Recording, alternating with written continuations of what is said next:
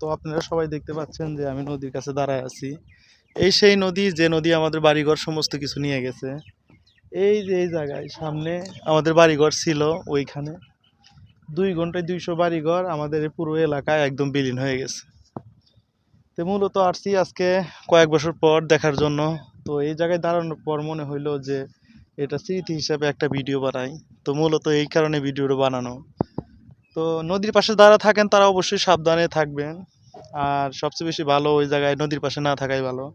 দেখেন নদী আসলে কখন এসে মানুষের সমস্ত মানে জমানো যত সম্পদ আছে সমস্ত সম্পদ একবার এক নিমেষে শেষ করে দিচ্ছে। ওই যে ওই সাইডে যে আমাদের বাঁধটা দেখতে পাচ্ছেন, ওইটা ছিল আমাদের বাঁধ। ওই বাঁধটা যতদিন ছিল ততদিনই আমাদের এলাকা ছিল। ওই বাঁধটাও চলে গেছে, আমাদের পুরো এলাকা নদীর মধ্যে চলে গেছে। এই যে এটা সেই যমুনা নদী এটা।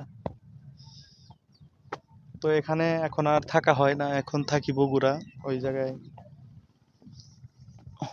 মোটামুটি। তো সবাই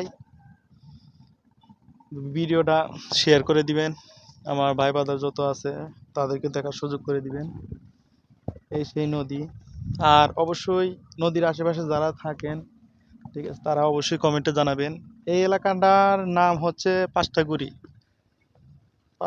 শিমলা পাঁচটাগুড়ি, সিরাজগঞ্জ থানা, জেলা সিরাজগঞ্জ সদরে।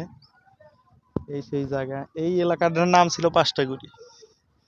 এখানে একটা মোড় ছিল, আফসার